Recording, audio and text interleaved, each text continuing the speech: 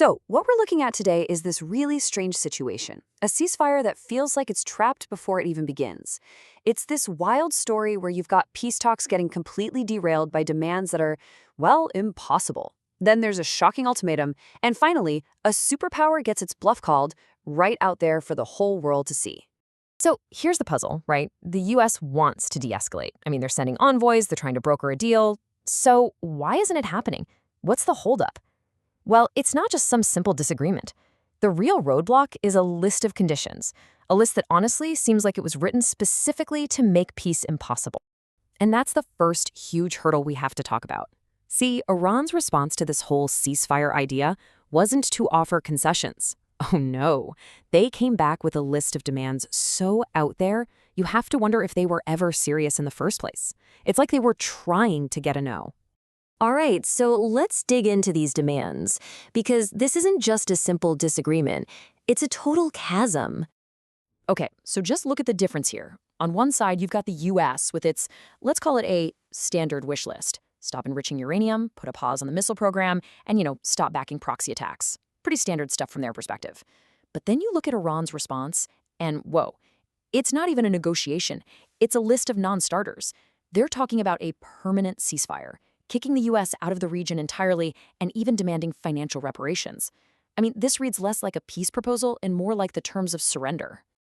But as crazy as those demands are, the problem actually goes even deeper. It gets down to a really basic question. Who can the U.S. even negotiate with? And this is where things get really tricky. Because think about it. A deal is worthless if the person signing it doesn't actually have the power to enforce it. In Iran, the president doesn't have the final say, not even close. The real power, that's with the supreme leader and his inner circle. So the million-dollar question is, who in that room can actually make a promise of peace and stick to it? And the answer is, well, it's pretty chilling. Maybe nobody.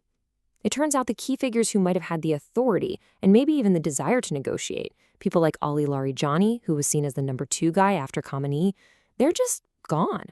Sidelined, eliminated, whatever the case, they're out of the picture. This has created this huge power vacuum at the top.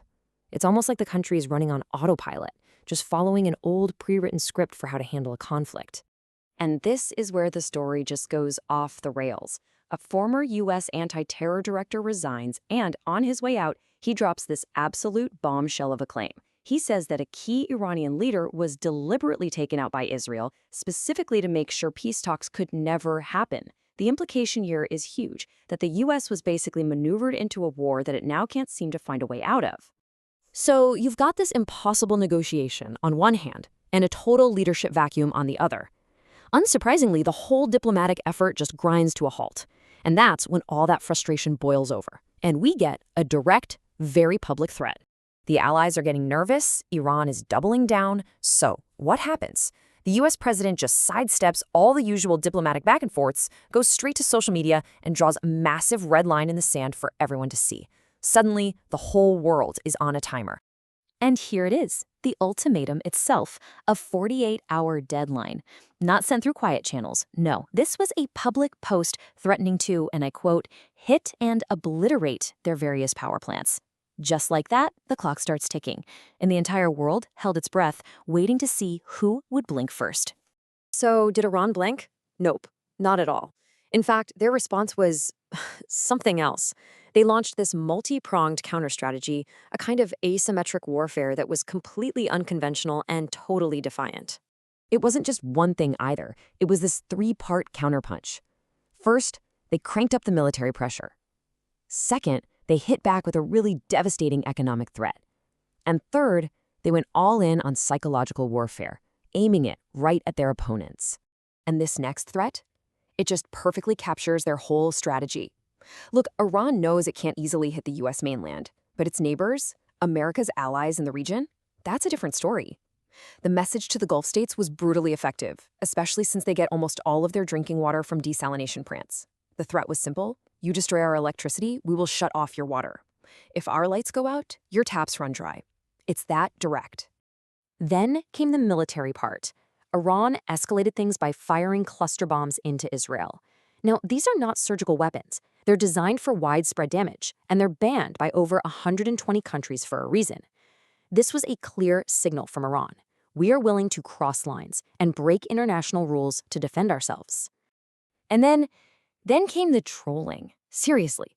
The spokesperson for Iran's IRGC gets in front of a camera and, echoing the president's own famous catchphrase, he just looks in and says, "Trump, you're fired." I mean, think about that. They were facing a threat of complete obliteration, and their response was to mock the person who made it. They literally turned the ultimatum into a global punchline. This, let's call it unconventional response from Iran, started to show some serious cracks, not just in the U.S. strategy, but maybe more importantly, in its network of alliances.